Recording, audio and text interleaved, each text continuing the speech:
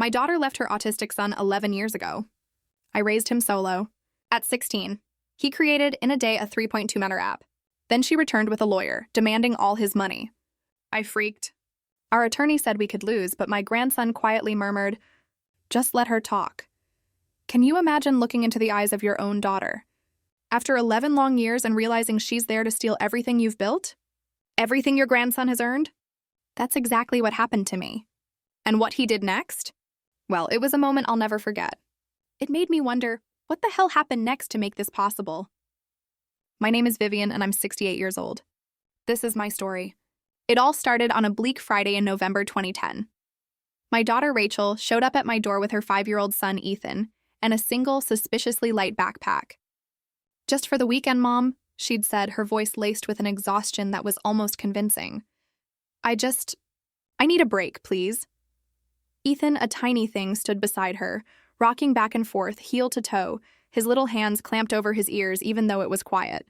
I tried to ask her something, anything about him, about his needs, but she was already turning away, walking fast towards her car. No hug for Ethan, no goodbye kiss. She just left. I watched her taillights vanish down the street, my heart sinking with every blink. Ethan kept rocking. Now, I'd been an elementary school teacher for 35 years. I'd even had a few autistic students in my classroom, but there were always specialists, aides, a whole team.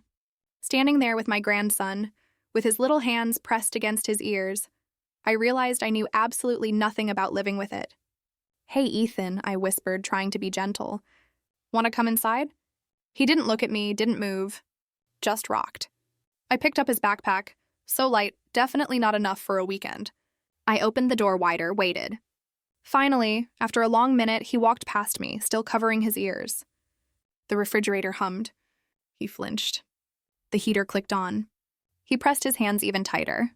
I closed the door as quietly as I could. He was already in the living room, crouched in a corner by the bookshelf. "Are you hungry?"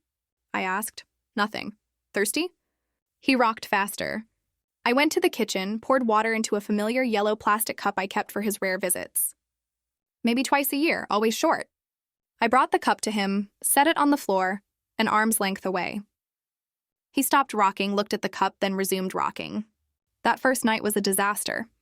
Rachel had once mentioned he ate chicken nuggets and fries, so I made those. He took one look and turned away. I tried pasta. No, a sandwich.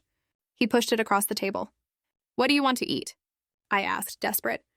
He just hummed, a low sound in his throat, staring at the wall. I gave him crackers. He ate 3. Bedtime was worse. I tried to help him brush his teeth, and he screamed. Not crying, just screaming, like I was hurting him. I recoiled, and he stopped, but he was trembling. "Okay," I said, my voice shaky. "Okay, you can skip it tonight." I put him in the guest room, tucked the blanket around him the way I thought kids liked. He threw it off. I tried again. He screamed. I left the blanket at the foot of the bed and backed out of the room. He didn't sleep. I could hear that low hum all night, over and over. I didn't sleep either. Saturday morning, I called Rachel. No answer. I left a message, pleading. "Rachel, honey, call me back. I need to know what Ethan eats, what his routines are." She didn't call. I called again Saturday night. Sunday morning. Sunday night. Nothing. 1 week bled into 2. I took Ethan to the pediatrician. The doctor confirmed what I already suspected. "He's autistic, Mrs. Cooper. Has anyone talked to you about getting him evaluated?" His mother was supposed to handle that. The doctor nodded slowly. "Well, you're handling it now." So I did. I enrolled him in therapy, speech, occupational, behavioral. I learned he needed the exact same breakfast every single day. Scrambled eggs, toast cut corner to corner, nothing touching on the plate. I learned the route to therapy had to be precisely the same, or he'd scream in the car. I learned not to touch him unless he initiated it. I got good at watching instead of doing. 2 weeks after Ethan arrived, I found him in the living room at dawn. He was on the floor with a bin of toy cars I'd bought, lining them up in perfect rows. But it wasn't random. He'd arranged them by color, but in a way I couldn't understand at first. I sat on the couch and watched. Red car, then one slightly more orange, then one more orange than the last. Then yellow-green, on and on. This gradient was so subtle I had to squint to see the differences. He'd organized them by shade perfectly. "That's amazing, Ethan," I whispered. He didn't look at me, just kept arranging. December came. Rachel still hadn't called. I tried a different approach with Ethan. I stopped trying to make him look at me. Stopped pushing him to talk. I just made sure everything was the same every single day. Same breakfast, same time, same shows on TV, same bedtime routine that he'd finally tolerated, which was just me saying goodnight from the doorway. He calmed down. Not happy maybe, but less frantic. He'd sit in the living room with me while I read. He'd eat meals without pushing the plate away. On Christmas Eve, I made sugar cookies. Ethan didn't help, but he sat at the table and watched me cut shapes. The kitchen smelled like vanilla and butter. The phone rang. I grabbed it, my heart leaping with hope. Rachel. Mom. Her voice was flat, tired. Rachel, thank God. When are you coming to get him? My words tumbled out. He needs you. I need to know. My voice cracked. I can't do this anymore, Mom. I stopped moving. What? He's yours. I tried. I really tried, but I can't. Her voice cracked again. I just can't. Rachel, wait. The line went dead. I called back. It rang and rang, no answer. I tried again. Voicemail. I stood there in the kitchen, phone in hand, the cookies burning in the oven, smoke starting to curl up. I turned off the oven, pulled out the tray. The cookies were black. I sank to the floor, my back against the cabinet. Ethan appeared in the doorway. He looked at me for a long moment, longer than he'd ever looked at me before. Then he walked to the counter, picked up the yellow cup I'd given him that first day, and brought it to me. He set it on the floor beside me. I looked at the cup, then at him. He went back to the living room. I cried there on the kitchen floor with a burnt cookie sheet and a yellow plastic cup. The years after that blurred together. I kept everything exactly the same for Ethan. Same breakfast every morning. Eggs and toast. Same route everywhere we went. Same bedtime. Same routine. Same everything. When I kept it consistent, he was okay. Not happy maybe, but okay. When he turned 6, he became obsessed with a set of magnetic letters I'd bought him. He'd arrange them on the refrigerator for hours. Not words, but patterns, groups, sequences I couldn't understand. Then he started drawing symbols in little notebooks from the dollar store. Circles, lines, tick marks, tracking something only he understood. At therapy, I asked about it. He makes these marks everywhere. Should I be worried? Dr. Lynn, his patient therapist, shook her head. He's tracking his world. It helps him feel secure. Let him do it. So I did. He filled notebook after notebook with his symbols and marks. By the time he turned 7, the symbols became letters, then short words. Egg, toast, school, home. Simple things, but written in neat block letters. At 8, he was writing full sentences, times, what he ate, where we went, what happened. He learned to make eye contact sometimes, little flickers. He learned to tolerate the grocery store if we went at the same time every week. He learned that I wasn't going to leave. Wasn't going to change things without warning. One morning in spring when he was 8, I was making breakfast. Eggs, toast, same as always. Ethan sat at the table with his notebook, writing something. Why did Mom leave? I nearly dropped the spatula. I turned around. Ethan was looking at his notebook, not at me, but he'd spoken. 3 years of mostly silence, then single words, and now this. A full sentence. A question. I sat down across from him. She said she couldn't handle it. He nodded once, wrote something in his notebook, went back to staring at the page. I got up, finished making breakfast, put his plate in front of him. Then I went to the bathroom and cried where he couldn't hear me. He'd spoken. He'd asked the question I didn't know how to answer. But I told him the truth. That's all I could do. The truth. And eggs and toast every morning. And the same yellow cup. That's what I had to give him. It would have to be enough. A year after Ethan first spoke to me, the school called with a problem. It was September 2014. Ethan was 9, starting 4th grade. I thought we'd moved past the hardest parts. He was talking in full sentences now, eating in the cafeteria without meltdowns, even raising his hand in class sometimes. Progress. Then, Principal Andrews wanted to move him. Mrs. Cooper, we need to discuss Ethan's placement, he said over the phone. New teacher this year, Mrs. Brennan, who'd seemed kind at orientation. I'd been hopeful. What's the problem? I asked, my stomach tightening. Ethan would be better served in our special needs classroom. The other students are moving at a different pace. I gripped the phone. Ethan keeps up with the work. It's not about academics. It's about behavior. He doesn't participate in group activities. He won't make eye contact during circle time. Yesterday, he covered his ears during music class because it's loud. He has sensory issues, I retorted. Mrs. Cooper, we have a program designed for children like Ethan. It would be less stressful for everyone. Less stressful for the teacher, he meant. I want an IEP meeting. We can arrange that, he said. Then after a pause, but this week, silence. Then I'll have my secretary call you. I spent 3 days preparing. Printed every report card, every therapy progress note, every piece of documentation I'd kept in folders. Ethan's reading was above grade level. His math was 2 years ahead. His handwriting was careful and neat, every letter perfectly formed. The problem wasn't that he couldn't learn. The problem was that he learned differently. The meeting was on a Friday afternoon. The conference room at the school was too bright, fluorescent lights humming. Principal Andrews sat at the head of the table, Mrs. Brennan next to him. School psychologist, special education coordinator, all of them with folders. I had one folder, but it was thick. Thank you for coming, Mrs. Cooper, Principal Andrews said, his voice smooth. We want what's best for Ethan. So do I shot back. Mrs. Brennan spoke first, her voice soft with a sympathetic smile. Ethan is a sweet boy, but he struggles socially. He doesn't interact with peers. During group work, he sits alone. He refuses to participate. Does he do the work? I asked pointedly. She hesitated. Yes, but education isn't just about worksheets. It's about learning to work with others, to communicate. He's autistic, I reminded her. Communication is harder for him, but he's trying. The special education coordinator, a woman named Miss Pierce, leaned forward. Our resource room offers a smaller setting, fewer distractions, students who understand his challenges. Students who can't keep up academically, I finished, my voice tight. That's not Ethan. Principal Andrews used that principal voice, the one I recognized from my own decades in classrooms. Reasonable, patient, condescending. We understand you want Ethan in a mainstream classroom, but we have to consider the needs of all students. You're telling me Ethan is disruptive? I challenged. Not disruptive, exactly.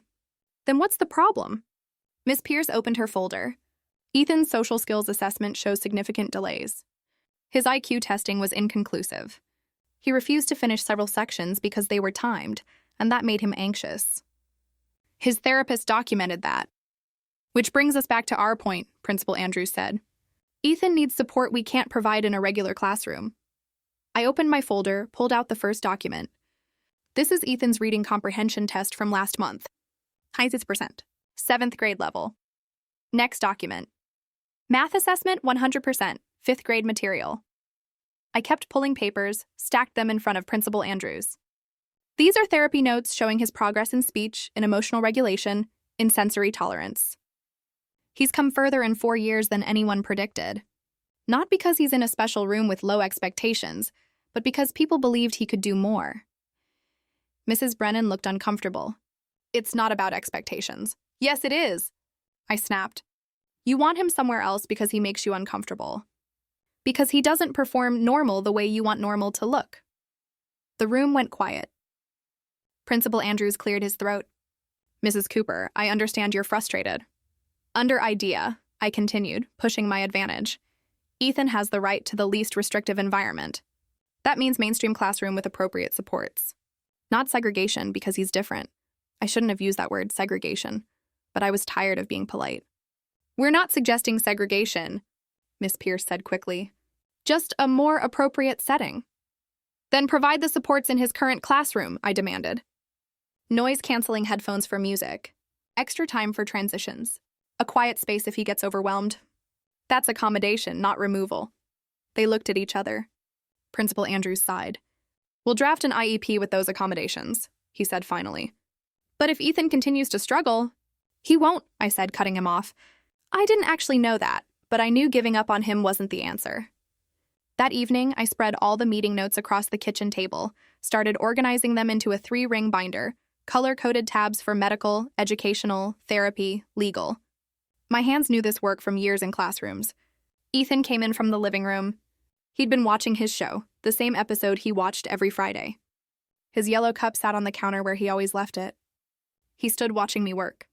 What are you doing? He asked.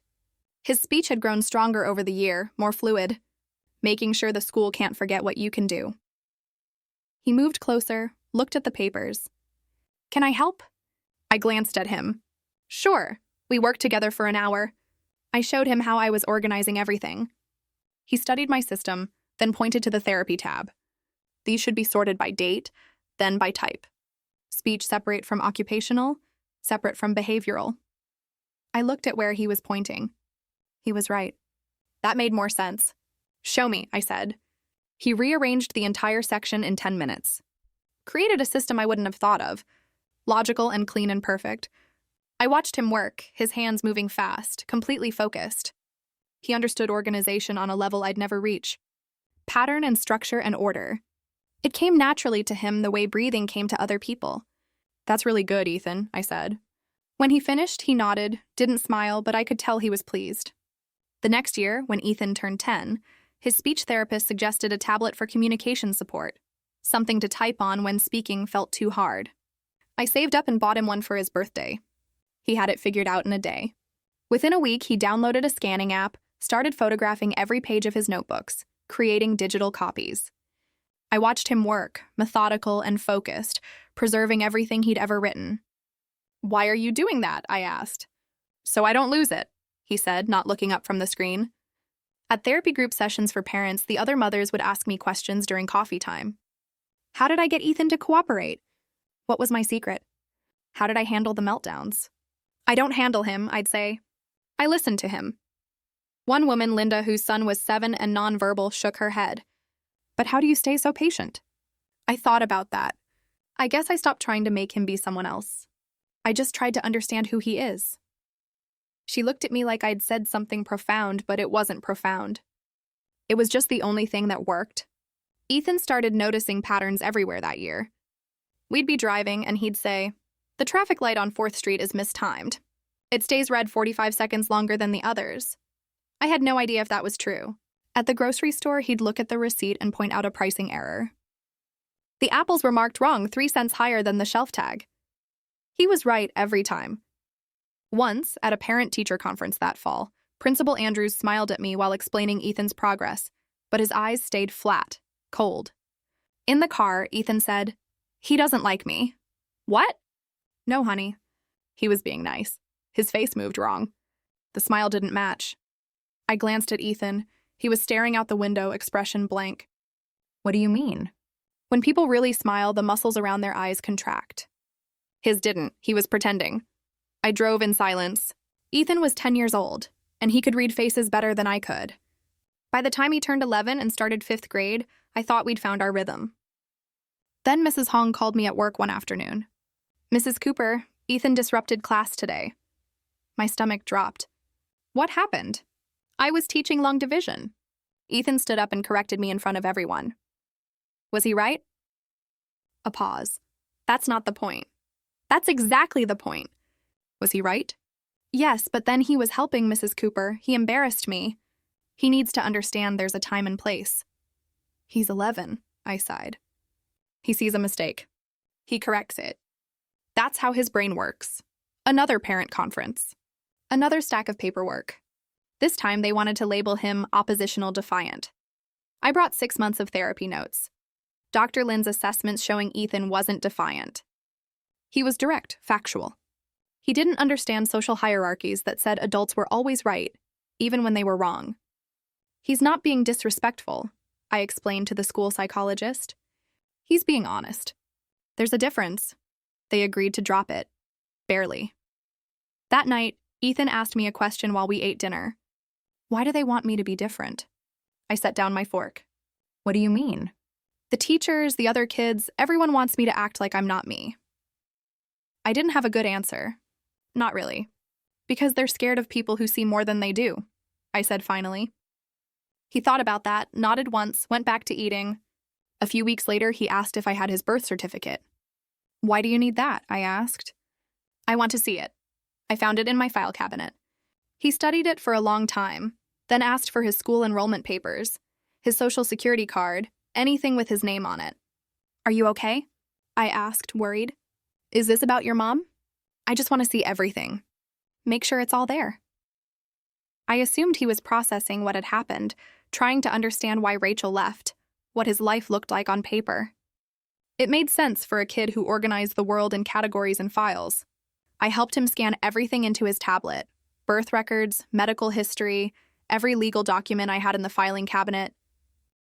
He saved them all carefully, backed them up, created folders with labels I didn't quite understand.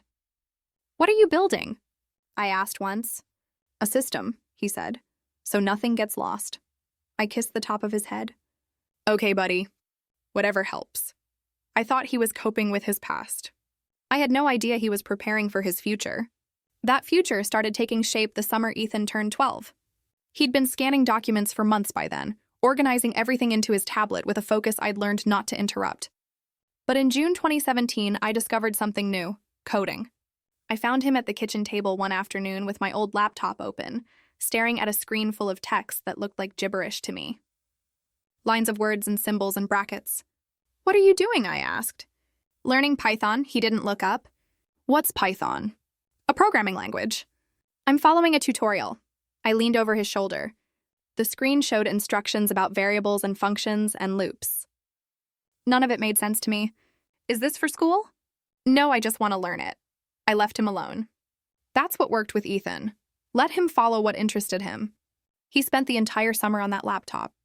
While other kids were at baseball camp or the pool, Ethan was coding. I'd bring him lunch, and he'd eat without looking away from the screen. His yellow cup sat beside the laptop, half full of water. He'd forget to drink. By August, he was showing me things he'd made. Little programs that did tasks I didn't understand. "This one sorts files by date," he explained. "This one finds duplicates. This one checks if a file has been modified." "That's really impressive, Ethan." He nodded. Kept typing. In September, I used the last of my savings to buy him a better computer. A real one. Not my hand-me-down laptop that took 5 minutes to start up. He'd earned it. The man at the electronics store asked what Ethan would use it for. "Programming," Ethan said. "How old are you?" The man asked. 12? "That's a good age to start." "You'll go far." Ethan didn't respond. Just waited for me to pay. At home, he set up the new computer in his room. I made him promise to still come out for meals and to sleep at reasonable hours. He agreed, but I could tell his mind was already back in that world of code I couldn't enter. One evening in October, he called me to his room. "I want to show you something." I sat on the edge of his bed. He pulled up a program on his screen. "What is it?" "Watch." He opened a document, a simple text file with a few sentences. Then he ran his program. Numbers appeared on the screen. Long strings of them. That's the document signature. Like a fingerprint. "Okay," I said, not really understanding. He opened the document again, changed one word. Saved it, ran the program again. Different numbers appeared. "See? The signature changed. That means the document was altered. So you can tell if someone edits something?" "Yes." "And when and how many times?" He looked at me, actually made eye contact for a moment. "So things stay true." I thought about all those school meetings. All those times administrators had said one thing and then claimed later they'd said something else. All the times I'd wished I had proof. "That's brilliant, Ethan." He turned back to his screen. "It's just pattern recognition. Digital instead of physical. Just pattern recognition. As if that wasn't everything. The next year, when he was 13, the project expanded. "I want to digitize all your binders," he said one morning at breakfast. The school meeting notes, all of it. I looked at him over my coffee. "That's a lot of scanning. We already did the legal stuff." "I know, but I want everything in the system." "What system?" "The one I'm building. So nothing gets lost or changed." I thought about it. Those binders held years of fights, years of advocacy, years of proof that Ethan wasn't what people assumed he was. "Okay," I said, "but you're doing the scanning." "My back can't handle that many hours hunched over." We spent weeks on it. I'd pull out binders and Ethan would scan page after page, IEP meeting notes from 2014, therapy assessments from 2012, report cards, progress notes, incident reports. Every piece of paper that told Ethan's story. He didn't just scan them. He did something to each file on his computer, adding layers of information I couldn't see. "What are you adding?" I asked once. "Timestamps, verification codes, hash values." He paused. "Each document connects to the ones before and after it, like a chain. If someone tries to change one link, the whole chain breaks. Why would someone change them? He looked at me. Why did Principal Andrews try to move me when I was 9? Fair point. So this protects the truth, I said. Yes, I watched him work. This kid who'd been nonverbal 7 years ago, who'd screamed at the sound of the vacuum cleaner, who couldn't look anyone in the eye, now he was building something I could barely comprehend. Something powerful. I'm proud of you, I said. He nodded once, kept scanning. Our relationship had changed by then. We didn't need a lot of words. I'd say something, he'd nod. He'd show me something on his computer, I'd tell him it was good. We had dinner together every night. Same time, same seats. His yellow cup always to the right of his plate. Comfortable. That's what it was. Comfortable silence with someone who understood you didn't need to fill every quiet moment with noise. He turned 14 in November 2018. One afternoon, he asked if I'd kept anything from when he first came to live with me. Like what? Receipts, calendars, bank statements, anything from 2010 or 2011. I frowned. Why would you want that? I just want to see it. I led him to the garage, showed him the boxes I'd never thrown away because I'm not a throwaway kind of person. Old tax records, utility bills, bank statements going back a decade, calendars where I'd written appointments and errands in cramped handwriting. You kept all this? He asked, surprised. I taught elementary school. We keep everything. He started going through the boxes, pulled out my 2010 calendar, opened it to November, ran his finger down the dates. Why do you need this? I asked. I need to know what really happened. Not what people say happened. What actually happened? I sat down on an overturned crate. This is about your mom. He didn't answer right away, just kept looking at the calendar, at my handwriting marking the day Rachel brought him, the days after when I'd written, try chicken nuggets and call Rachel and doctor appointment. I need to know the timeline, he said finally. When things happened. What was real? My chest tightened. He was processing it. The abandonment, the years without her, the questions he'd never gotten answers to. We can scan all of it, I said. Whatever you need. We brought the boxes inside. Spent the next month scanning grocery receipts. Bank statements showing I'd never gotten money from Rachel. Phone bills proving she'd never called. Calendars documenting our routine, our life, every ordinary day that proved she'd been gone. I thought he was building a timeline of his childhood, understanding his past through documentation and proof. Why grocery receipts? I asked once, watching him scan a faded slip from 2011. They have dates. They show where we were, what we bought. They're evidence. Evidence of what? Of what happened. Of what was real. I didn't push. If he needed this to heal, I'd help him. He started staying up later that year. I'd go to bed at 10 and hear the click of his keyboard through the wall. At midnight, I'd get up, make him a sandwich or cut up an apple, leave it on his desk without saying anything. Thanks, he'd murmur, not looking away from his screen. Some nights, I'd wake at 2 or 3 in the morning and see light under his door. Ethan, you need to sleep, I'd say. Almost done. He was never almost done. One night in February, I brought him tea at 1 in the morning. His room was cold. 3 monitors now, all showing different screens of code and documents and data. What are you making? I asked. He paused, turned to look at me.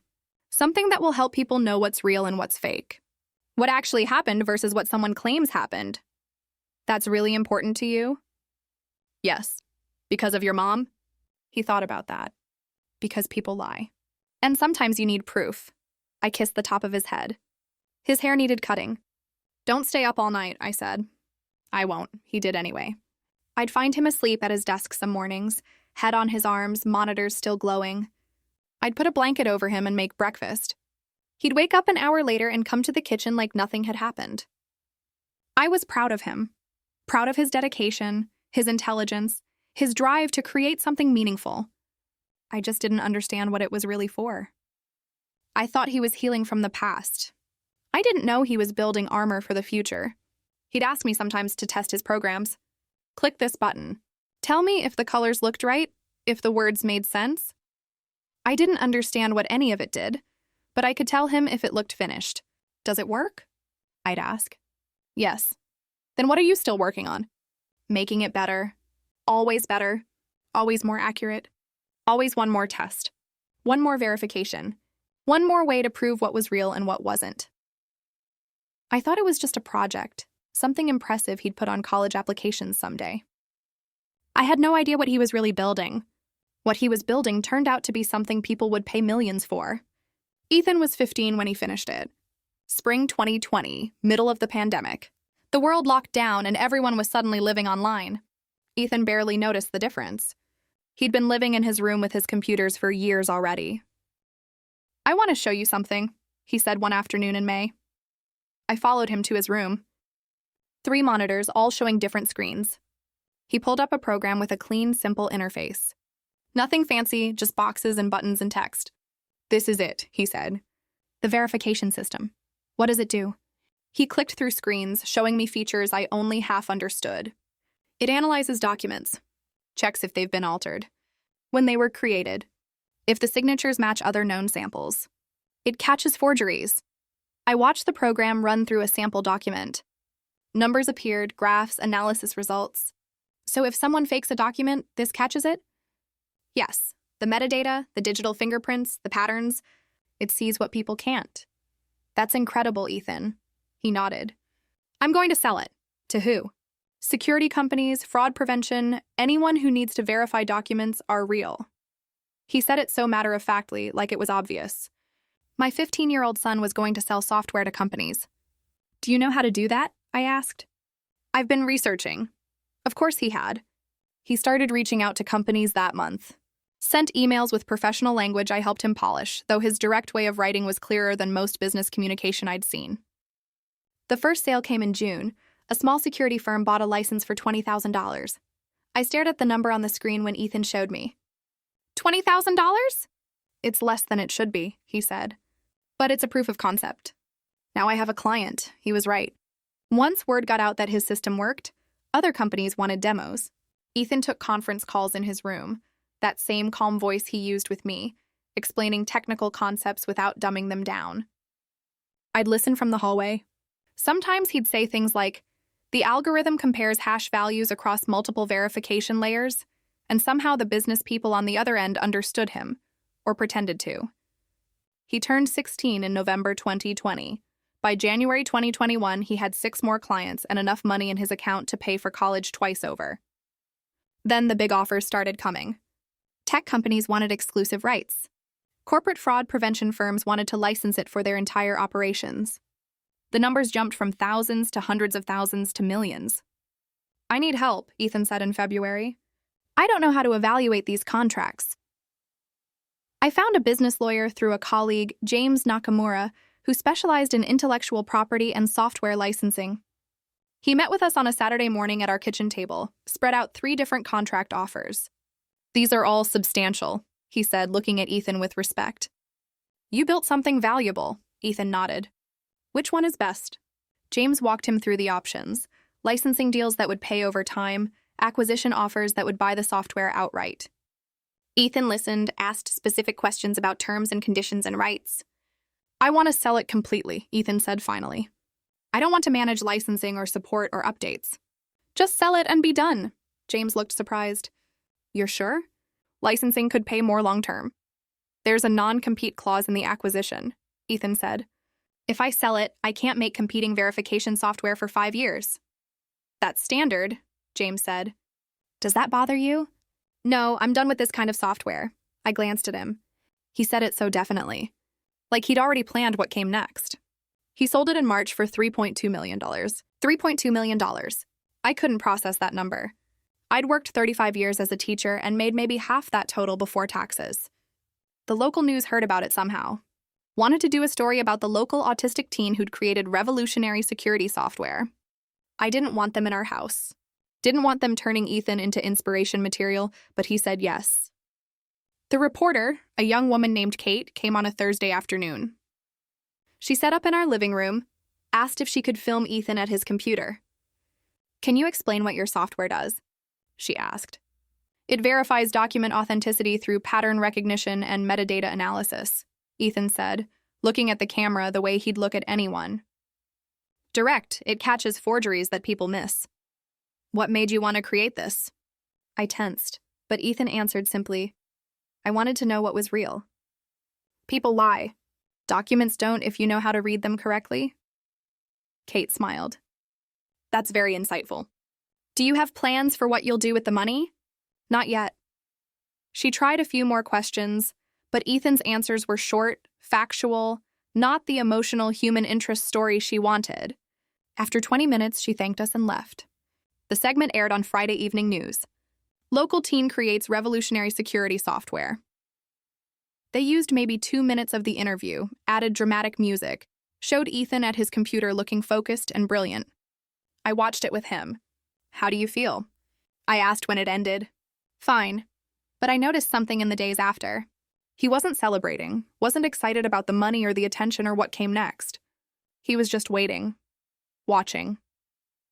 I'd catch him staring out the window sometimes, or sitting at the kitchen table with his yellow cup, not drinking, just holding it. You okay? I'd ask. Yeah, but he wasn't. Something had shifted. Some tension I couldn't name. 2 weeks after the news story aired, the doorbell rang on a Tuesday afternoon. I wasn't expecting anyone. Ethan was in his room. I opened the door, and there they were. A woman in a gray suit, expensive-looking, hair perfect. A man beside her in a dark suit, carrying a leather briefcase. The woman smiled. It didn't reach her eyes. Hi, Mom. My stomach dropped. My hands went cold. Rachel. She looked older. 11 years older? Lines around her mouth. Tension in her jaw. But it was her. Ethan? She said, looking past me into the house.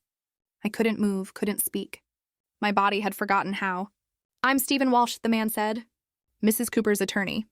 We'd like to speak with you about Ethan's situation. His situation? I managed. Rachel's smile got tighter.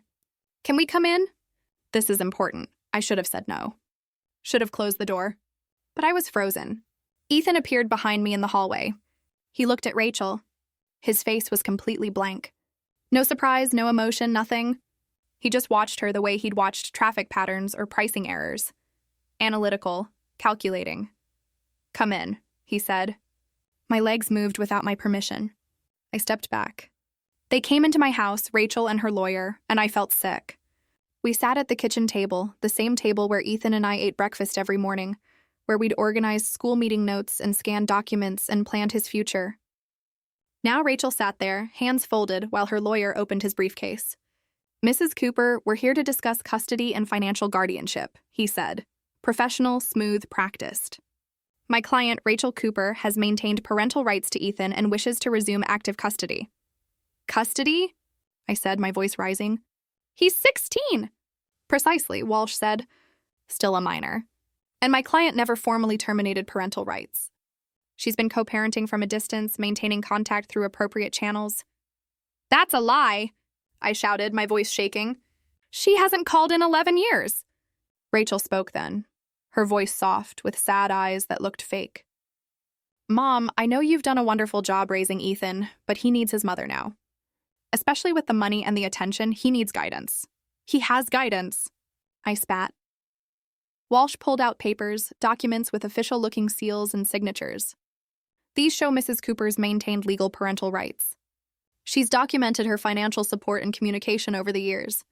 She's entitled to custody and, given Ethan's minor status, management of his financial assets until he reaches majority. I looked at the papers. They looked real, professional. My heart was hammering. Those are fake, I yelled. But I had no proof. They're properly notarized and filed, Walsh said calmly. Unless you can prove otherwise. I looked at Ethan. He was watching Rachel, his face still blank, but I could see something in his eyes, something I couldn't read. Ethan, I said quietly, what do we do? He looked at me for 1 second, then back at Rachel. We should get a lawyer, he said. Getting a lawyer turned out to be easier than using one. I found Linda Reyes through a referral. Family law attorney with 20 years of experience. She met with us 3 days after Rachel showed up, came to our house because I couldn't face going to an office. I brought every binder I had. Years of school records, therapy notes, medical appointments, every piece of paper proving I'd raised Ethan. My hands shook the entire time I carried them to the kitchen table. Ethan sat quietly in the chair beside me, watching, always watching. Linda spread Rachel's documents across the table, the ones Walsh had presented. She studied them for over an hour, reading every page, checking signatures, examining the stamps. Finally, she looked up. Her face told me everything before she spoke. These look legitimate, she said carefully. Very professionally done. But they're fake, I insisted. She's lying. She hasn't seen him in 11 years. I believe you, Linda said gently. But do you have concrete proof these documents are forged? I pulled out my binders. I have everything. Every school meeting, every doctor visit, every therapy session. Linda looked through them, nodded slowly. This is excellent documentation. It proves you've been the primary caregiver. But Mrs. Cooper, without hard evidence that her documents are fake, a judge might rule in her favor. Why? I cried, my voice cracking. Because she never legally terminated parental rights. There's no court record of custody transfer. Schools and doctors accepted you informally. But, she paused, did you ever file for formal guardianship? The room went cold. I hadn't. I didn't think I needed to. She abandoned him. I know, Linda said, her voice gentle but firm. But legally, without documentation of that abandonment, without her signing away rights, she's still his parent on paper. Her lawyer will argue that informal arrangement doesn't override parental rights. I couldn't breathe. So she can just take him? She's not trying to take physical custody. He's 16. Courts rarely force teenagers to move. She's after financial guardianship, control of his assets until he's 18. $3.2 million, that's what this was about. Can we fight it, I asked. Yes, but I need you to understand. Her case looks strong. She has documentation, a compelling narrative about maintaining involvement from a distance. Unless we can prove those documents are fraudulent, we'll lose. Linda didn't disagree. I looked at Ethan. He sat perfectly still, hands folded on the table, face blank. He wouldn't meet my eyes. Ethan, I said quietly, do you understand what's happening? Yes. Are you scared? He thought about that. No. How could he not be scared? I was terrified. Linda explained the next steps. Depositions, discovery, court dates. It would take weeks, maybe months. The whole time Rachel's claim would hang over us. After she left, I sat at the kitchen table and broke down. We're going to lose him, I said through tears. After everything, after 11 years, we're going to lose. Ethan stood up, didn't say anything, just walked to his room and closed the door. I wanted him to tell me it would be okay, to show some emotion, some fear, something. But he just left me there. I cried alone at the table for an hour. The deposition started 2 weeks later. Rachel went first. She sat in the conference room at her lawyer's office, perfectly composed, hairstyled, makeup subtle, wearing a soft gray sweater that made her look maternal. I visited monthly when possible, she claimed, her voice smooth. Sent financial support through money orders. Called regularly to check on his progress. Why didn't you take physical custody? Walsh prompted. I felt it was better for Ethan to have stability with my mother while I dealt with personal challenges, but I never stopped being his mother. I never stopped caring. She provided dates, specific months when she claimed to have visited, exact dollar amounts she supposedly sent. December 2012, $300. April 2014, $500. On and on. A detailed financial record of support that never happened. I sat there listening, nails digging into my palms. Mrs. Cooper, why are you seeking custody arrangements now? Walsh asked. Because Ethan has significant assets that need proper management, and because he's approaching adulthood, I want to be present for this crucial transition. To guide him. To make up for lost time. She looked at me when she said it. Sad eyes, regretful smile. I wanted to scream, wanted to call her a liar in front of everyone. But Linda had warned me, stay calm. Don't react. Let her tell her story. After Rachel finished, Linda took me aside. Her testimony is detailed, consistent. That's very convincing to judges. It's all lies, I whispered fiercely. I know, Linda replied, but can you prove it? I couldn't. Ethan's deposition was 3 days later. Walsh asked him questions about his childhood, about memories of his mother, about her involvement. Do you remember your mother visiting you? Walsh asked. I don't recall specific visits. Do you remember phone calls from her? I'd have to check my records. What about financial support? Did you know she was sending money? I don't remember receiving money from her. Walsh looked pleased. He thought Ethan's memory was poor, that it supported Rachel's narrative that she'd been involved, but Ethan, being autistic, simply didn't remember clearly. He had no idea. Linda asked Ethan questions too. Can you describe your relationship with your grandmother? She takes care of me, cooks meals, helps with school. She's always been there. Do you want to live with her? Yes. Do you want your mother to have control of your finances? No. Short answers, direct, true. But they felt weak against Rachel's detailed lies. After the deposition, Linda drove us home. He did well, she said. But Mrs. Cooper, I have to be honest. Without evidence proving Rachel's documents are forged, this is going to be difficult. How difficult? My voice was barely a whisper. We might lose. That night, I couldn't sleep at all.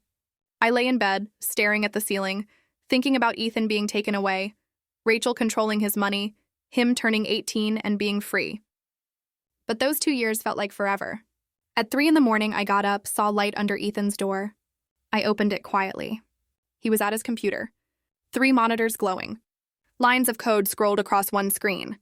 Documents and data filled the others. Ethan, it's 3 a.m. He didn't turn around. I know you need to sleep. Court is tomorrow. I'm almost done. Done with what? I moved closer. Saw spreadsheets with dates, files with names. I recognized my bank statements, calendar entries, phone records. Ethan, I don't know what to do, I said, my voice breaking. I don't know how to fight this. He stopped typing. Didn't turn around. Just tell the truth tomorrow, he said quietly. That's all you have to do. The truth isn't enough. She has documents. She has proof. Fake proof, but proof. Tell the truth, he repeated. I wanted to shake him, to make him understand how serious this was, but he just sat there, calm, focused, like losing me didn't matter. I went back to bed. Didn't sleep, just lay there in the dark, terrified. Ethan stayed at his computer all night. I heard the keyboard clicking until dawn. I had no idea what he was doing. I just knew I was about to lose him, and there was nothing I could do to stop it. Morning came whether I wanted it to or not.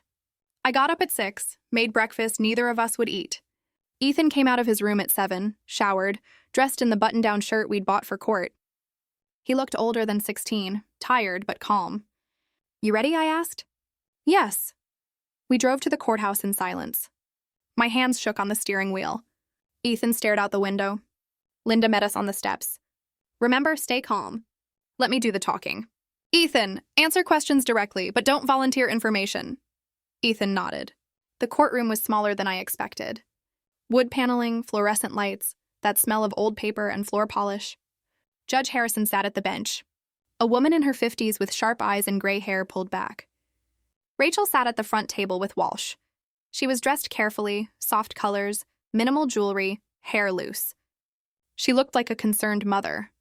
We sat at our table, Linda on one side of me, Ethan on the other. All rise, the bailiff said. The hearing began. Walsh stood, presented his case smoothly. Rachel Cooper, devoted mother, maintained consistent involvement despite personal challenges. Documentary evidence of parental rights never terminated. Financial support provided. Regular contact maintained. He laid out the documents on the evidence table. The custody papers, the co-parenting agreements, the financial records. All fake, all convincing. Judge Harrison reviewed them carefully, took her time. Then she looked at Rachel. Mrs. Cooper, can you describe your involvement in Ethan's life over the past 11 years? Rachel's voice was steady, warm. I tried to stay connected as much as possible, Your Honor. I visited when I could. I sent money to help with his care. I called regularly to check on his progress. Why didn't you maintain physical custody? I felt it was better for Ethan to have stability with my mother while I addressed personal issues. But I never abandoned him. I never stopped being his mother. She said it with such conviction, such sincerity. I wanted to scream. The judge asked more questions. Rachel answered all of them. December 2013, she visited for Ethan's birthday.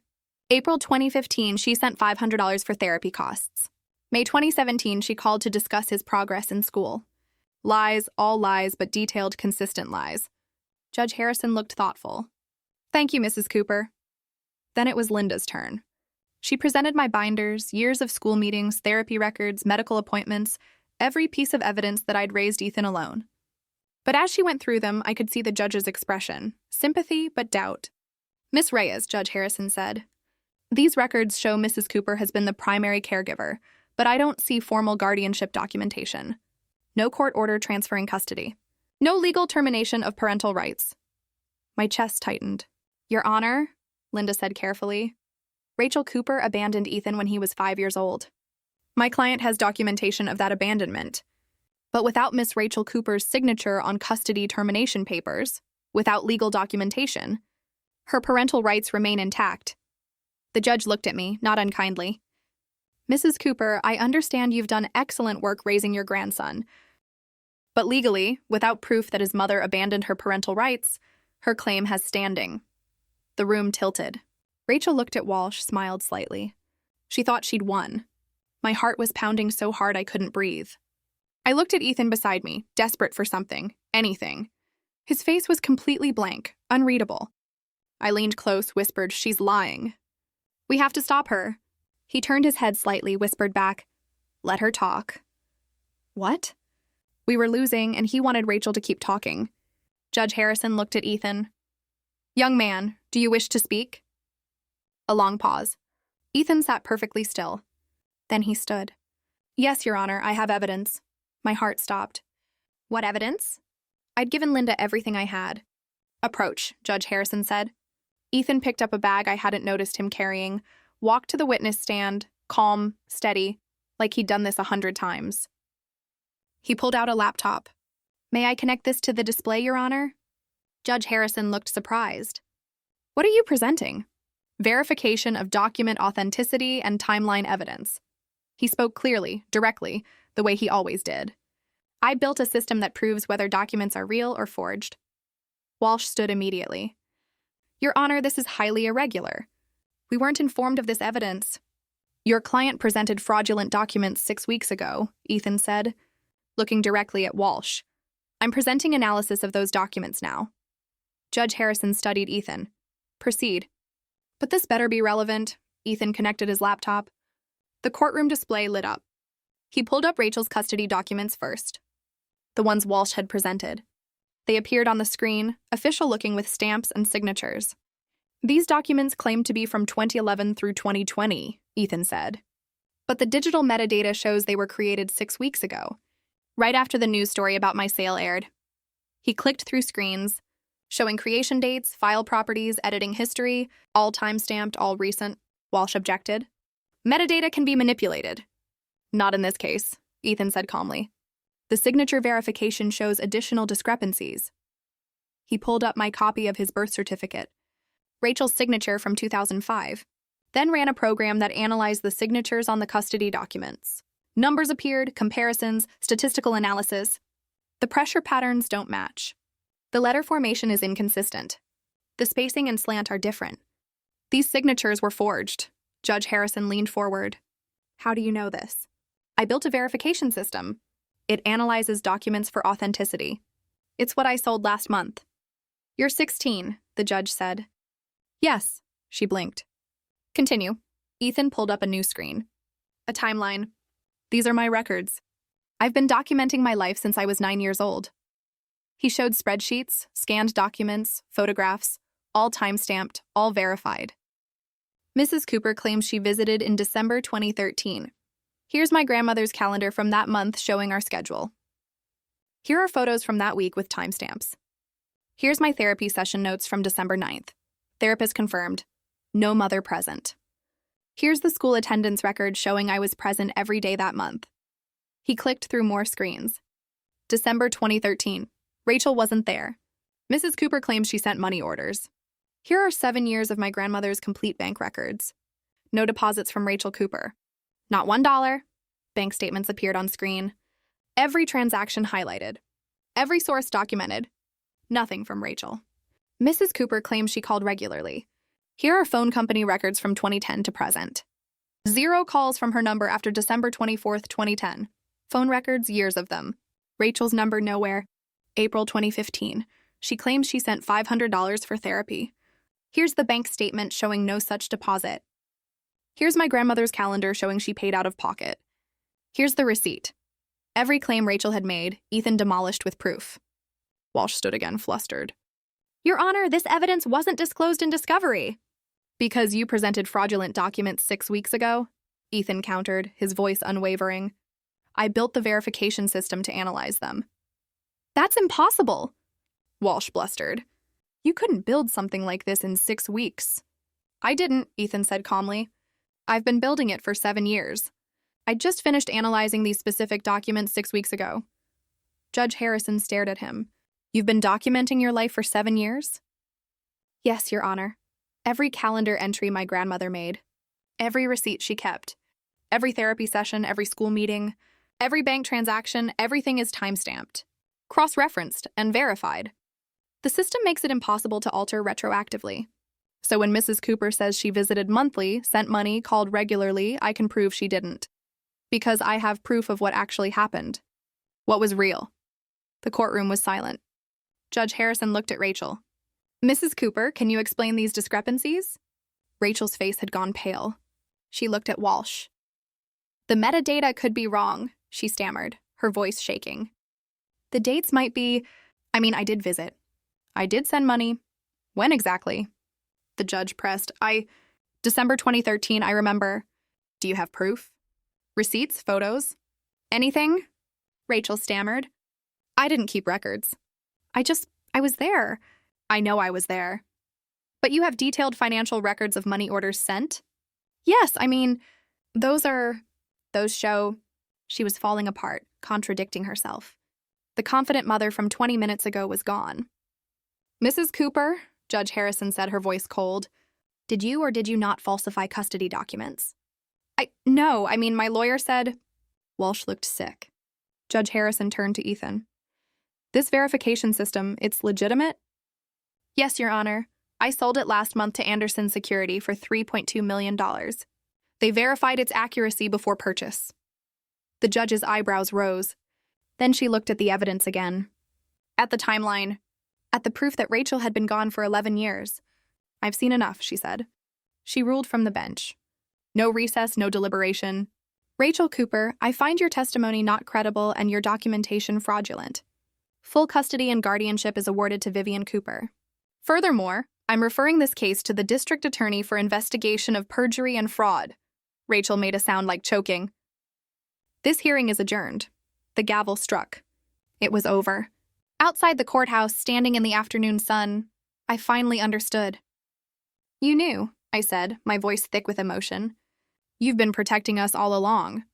Ethan nodded once, didn't smile, just nodded. 6 months later, things looked different. Ethan couldn't work in data security anymore. The non-compete clause from selling his verification system was clear. So he started a new company, software testing and quality assurance. I'm hiring people like me, he said over breakfast one morning. Autistic people. We see patterns others miss.